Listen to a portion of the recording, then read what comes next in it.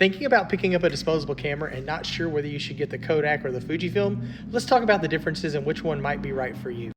And what's up, everybody? I'm Tony from Shutter Junkies Photo Lab. We develop a lot of film for a lot of people all over the United States, but our main focus is disposable cameras, which we develop hundreds and hundreds of each week.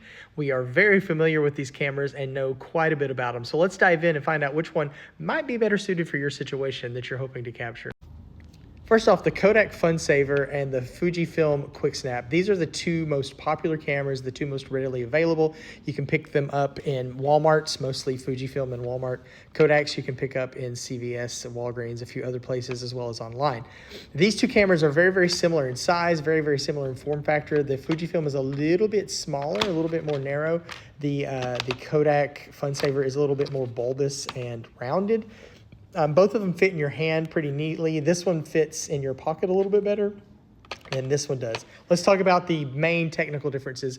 The lens, the viewfinder, the flashes, very similar. This flash on the Kodak Funsaver, you have to press this button and it will charge up the flash. You have to hold it down until the red light here is fully charged. And once it's fully charged, that means it is ready to shoot. On the Fuji Quicksnap, it just has a switch that you push up. This little prism pops up and it will begin to glow red, telling you that your flash is ready. It will stay on and automatically recharge itself. While the Kodak will hold on to a charge for a while, you do have to manually press and recharge this periodically, which means occasionally with this camera, you could snap a photo and not have a flash charge. But also on this camera, because it's constantly on and not able to recharge constantly as fast as you may need, if you're taking photos too quickly, this may also flash.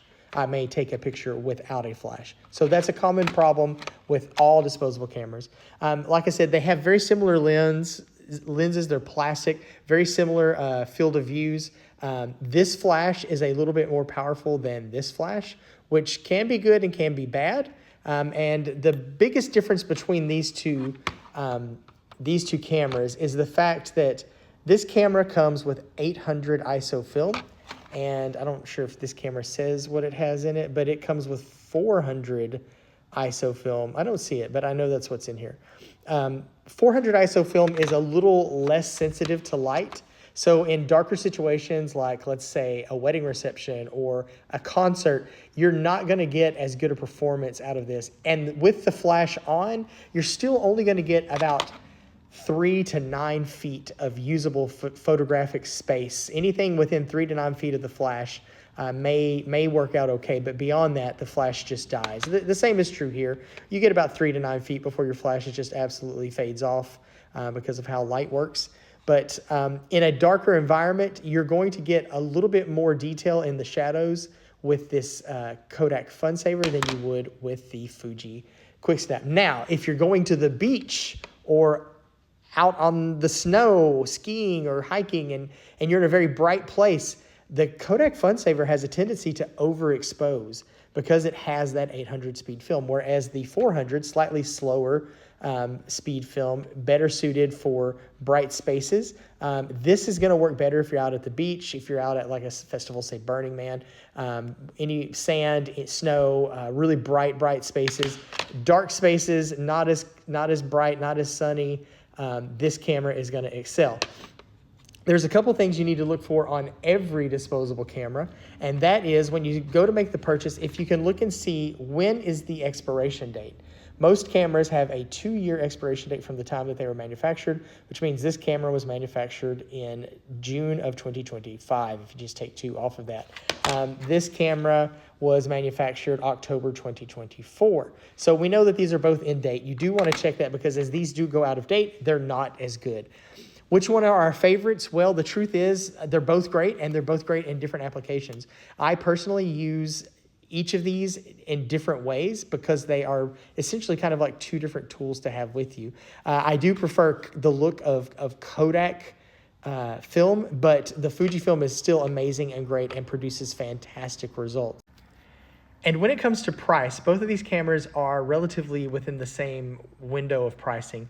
You're going to pay somewhere between $16 and $20 per camera. Occasionally you can buy the FujiFilms like locally at Walmart in a 2-pack and save a little bit of money. You can buy both of these online at a few different places. We occasionally have them in our store, but they sell out really quickly. But B&H Photo has them, Amazon sells them, but be a little bit careful about buying from Amazon because those cameras sometimes come in out of date. So you might want to double check that before you place your order. Make sure you're getting an in-date camera so that the film and the images look the absolute best. But you're going to spend anywhere from $16 to $20 to get these developed.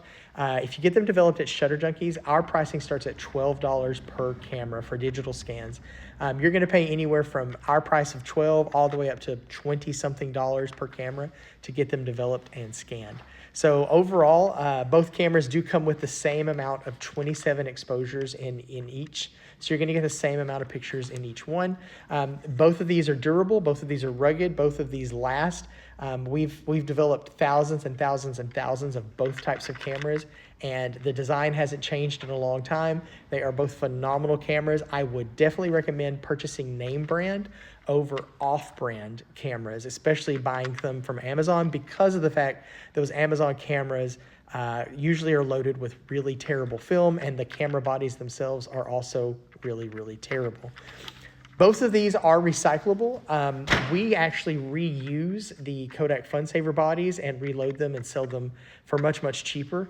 They're very, very easily reusable, so we clean them up, disinfect them, recondition them, and get them ready to go. The Fuji Quicksnap cameras, not as easy to reuse, so those just have to be recycled. There's nothing we can do to kind of reuse them because of the way that they're designed. So if you're thinking about grabbing a disposable camera, the Fuji Quicksnap or the Kodak Funsaver are amazing cameras loaded with fantastic film, work great. If you have one of each, you're going to be able to cover every situation, and their pictures are going to come out looking fantastic. If you have any questions about disposable cameras or are looking for a place to get yours developed, hit us up over at www.shutterjunkies.org, and we'll be happy to kind of answer any questions you might have and help you out in any way you can. And remember, keep shooting film and keep making memories. Y'all have a great day.